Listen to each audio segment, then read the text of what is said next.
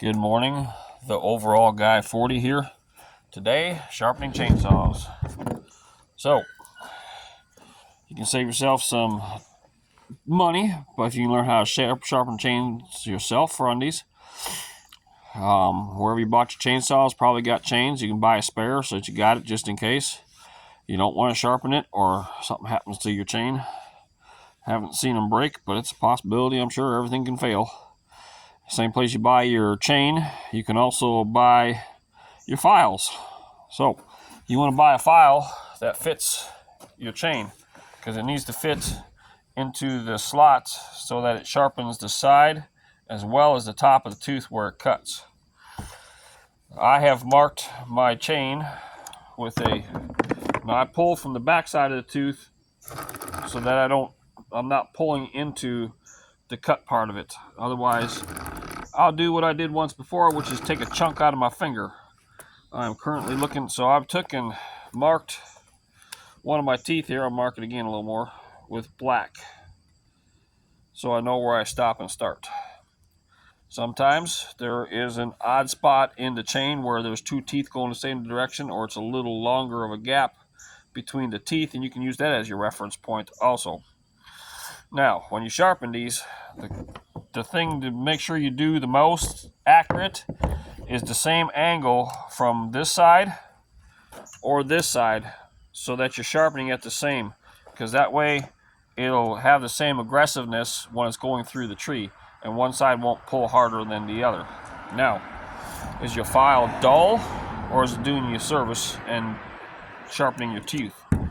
Now this one here is you can hear it just kind of slides, and I don't feel any vibration or friction when I'm running that through there. Now, it is better down here towards the bottom yet.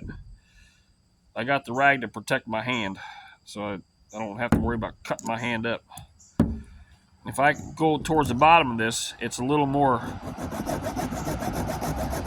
you can hear it grinding.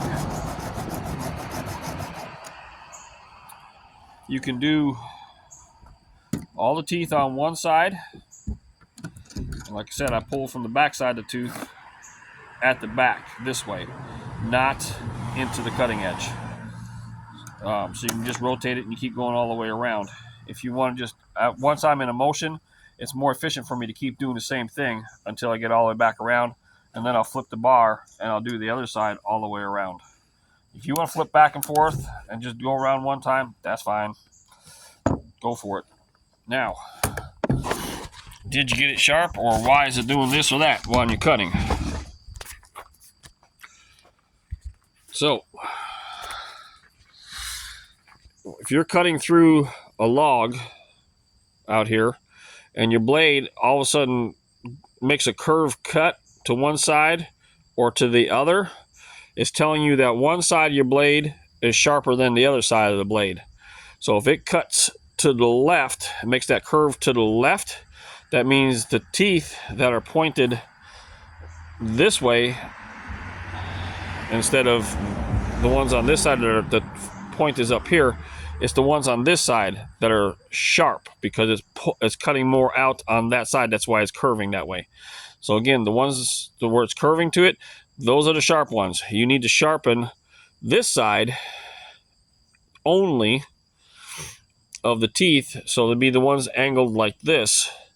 You need to sharpen them all from this side here, sharpen them up. Don't worry about sharpening this side, sharpen just this side. And then try cutting again. And if it goes the other way now, well, you did a good job, but just sharpen the other one a little bit. Then you it's trial and error. You just keep sharpening it till when you cut, you go right down through. You're going to need to cut about probably almost a 6-inch piece. You might tell on a 4-inch piece, but a 6 or bigger is where you'll notice it going one way or the other. Or if it seems like you got to kind of like work the blade left and right, tilting it to get it to go through, then you probably got it uneven sharpness also. So keep a spare chain with you just in case, because you might know when you might need it or decide you just don't want to sharpen that chain no more. Now, these teeth, you look at the top of it here, the more you sharpen it, there we go. the smaller this tooth is going to get here. Right now, this is pretty new. It's long. When you see that rascal getting to halfway down or so to where all you see is kind of like that much left of it instead of that much, it's probably okay time to replace your chain. You've done a good job and you've sharpened long enough and well enough. There you go. I try and sharpen my chainsaw almost every time or every other time that I stop to fill up the fuel or the oil. Make sure your oil stays full on your bar. If it doesn't, your chain will still cut, but your bar, especially your tip, is going to get hot. And that can cause uneven wear on the channels. One side will go down more than the other side, and that could cause that chain to tilt in the bar and not cut it straight either. So keep your bar lubricated, keep it sharp, don't hit dirt, don't hit rocks. It's kryptonite to that chain.